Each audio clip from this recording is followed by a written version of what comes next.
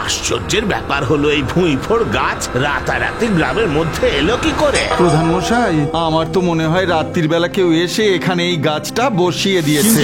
এত বড় গাছ কেউ আনলো কি করে? এ তো গরুর গাড়িতেও আনা যাবে না।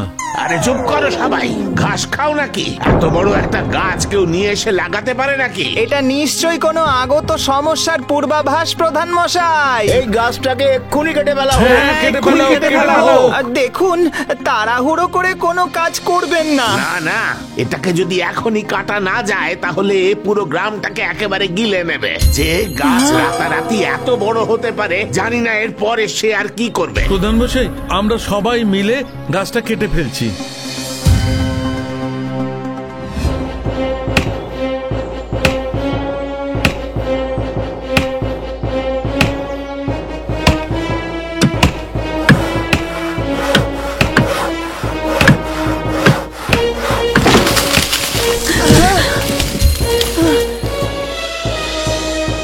আমি আগত সমস্যার পূর্বাভাস পাচ্ছি রাধা।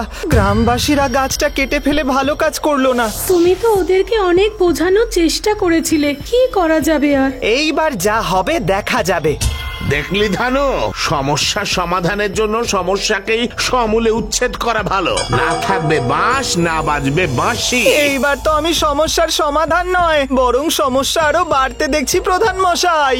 এখন আর কিচ্ছু হবে না, যাও এবার বাড়ি যাও। আর সবাই ভিড় না বাড়িয়ে নিজেদের বাড়ি ফেরো।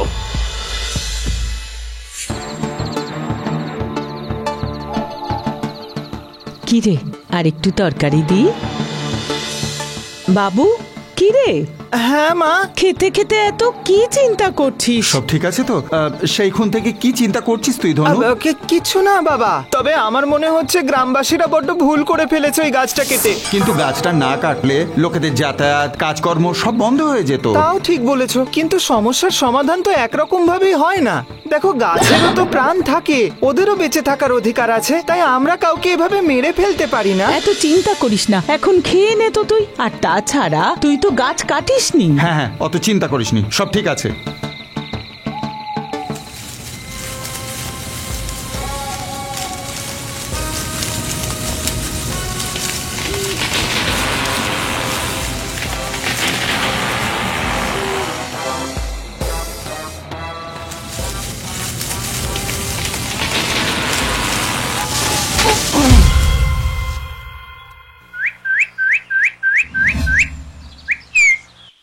এ তো আশ্চর্যের ব্যাপার, এক রাতের মধ্যে গাছটা এত বড় হলো কি করে? সারা রাত ও বাড়িতে ফেরেনি প্রধান মশাই।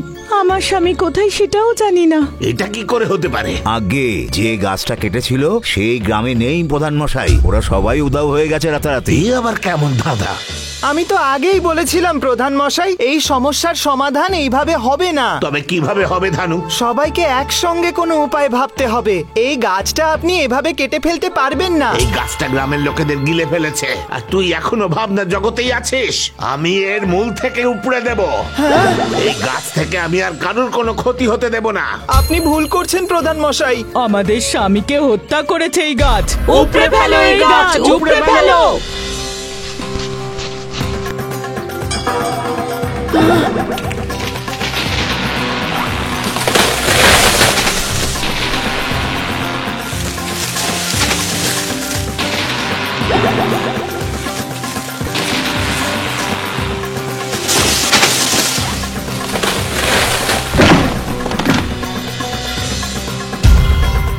এই গাছটা নিয়ে গিয়ে গ্রামের বাইরে জ্বালিয়ে দিয়ে এসো। গ্রামের মধ্যে যেন তার ছাইটুকুও না আসে। এ আপনি কি করলেন? ওরে ধানু, তুই বড্ড ছেলে মানুষ।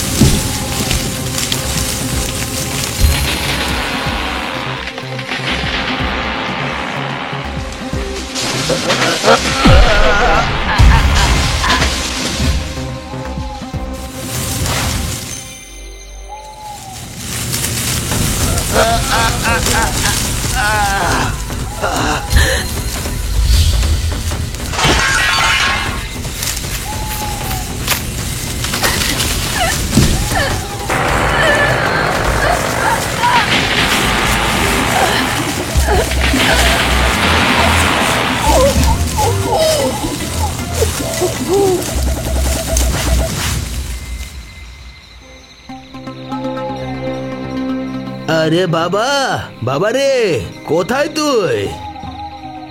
আসুন না কাকা, ভেতরে আসুন। বাবা রে, রাধাকে ডেকে দে, বাড়িতে অনেক কাজ পড়ে আছে। রাধা?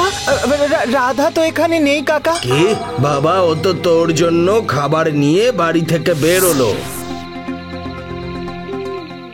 আরে দাদা, রাত থেকে প্রধান মশাইও নিখোঁজ হয়ে গেছেন। চলুন আমার সঙ্গে।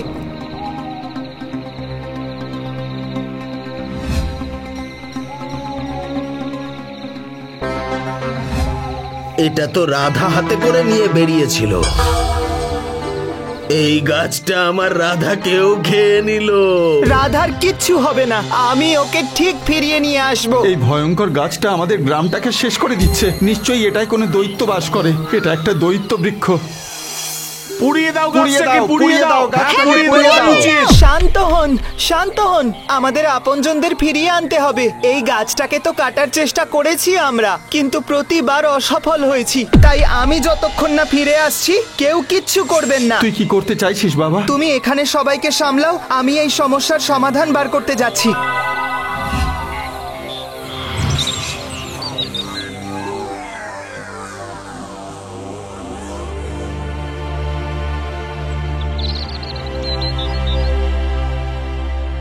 প্রণাম বাবা। আয়ুষ্মান হও। কেমন আছো পুত্র? বাবা, আপনি তো সবই জানেন, আপনি তো অন্তর্যামী। গ্রামে কিছুই ঠিক হচ্ছে না বাবা। জীবনের বদলে জীবনই হয় পুত্র। যদি নিরপরাধের জীবন তুমি উপরে ফেলো তো এটাই হবে। কিরকম জীবন বাবা? কার জীবন? যে গাছকে গ্রামের লোকেরা কাটবার চেষ্টা করেছিল সেটা কোনো সাধারণ গাছ নয়, সেটা একটা দেববৃক্ষ। কিন্তু বাবা, ওই গাছটা তো আস্তে আস্তে পুরো গ্রামে ছড়িয়ে পড়ছিল, আর ওর বিশাল আকৃতি পুরো গ্রামটা ঢেকে দিচ্ছিল। ওটা যদি না কাটা হতো তাহলে সবার বাড়ি, ঘর, জমি জায়গা সব নষ্ট হয়ে যেত। ওটা ক্রমশ বেড়েই চলেছে। না বাবা, ওই গাছ গ্রামের কল্যাণের জন্য গ্রামের বাইরে রাস্তার ওপর হয়েছিল, যেখান থেকে সেটাকে উপড়ে ফেলা হয়েছিল।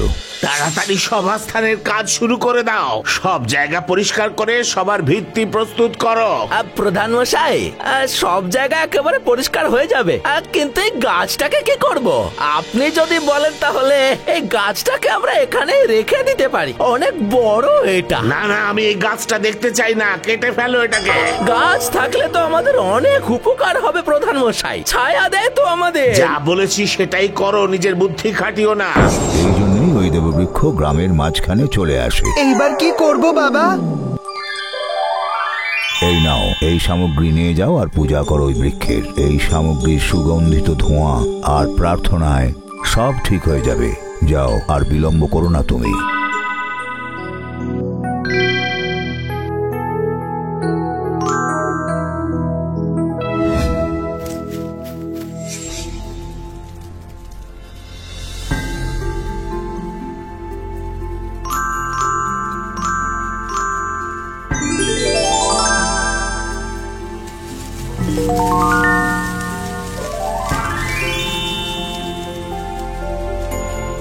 ঠিক হয়ে গেছে তো বাবা? সবার কথা শুনতে পাচ্ছি, দেখতে পাচ্ছি, কিন্তু কিছু করতে পারছি না। মনে হচ্ছিল বাকি জীবনটাই গাছের অংশই থাকতে হবে। বাবা ধানু, তুমি ঠিকই বলেছো। সেদিন তোমার কথা শুনলে আজ আমাদের এই অবস্থা হতো না। আপনি অনেক বড় ভুল করেছেন প্রধান মশাই। সভাস্থান বানানোর জন্য আপনি একটা ফলন্ত ছায়া প্রদানকারী দৈব গাছ কেটে ফেলেছেন। আমি আমার ভুল শোধরানোর জন্য তৈরি বাবা ধানু। এদের বিষয় তো আমি বুঝতে পারছি রাধা, কিন্তু তুমি এই সব কিছুর অংশ কি করে হলে? সেদিন রাতে প্রধান মশাইকে গাছের ডালে জড়িয়ে থাকতে দেখেছিলাম। যখন আমি ওনাকে ছাড়ানোর চেষ্টা করছিলাম, আমি তখন নিজেই গাছের ডালে জড়িয়ে গেলাম। ধানু, আমি অত্যন্ত প্রসন্ন হয়েছি। এমন জায়গায় আমায় রোপণ করো যেখানে আমি কাউকে কষ্ট দেব না। আপনি তো সবাইকে জীবন দান করেন। কষ্ট নয় দেব, আমি আপনাকে আমার বাড়ির উঠোনে লাগাবো। তোমার কল্যাণ হোক ধানু। দেখলে, এইবারও আমার ছেলে গ্রামকে বাঁচালো। দেখো ছেলেটা কার।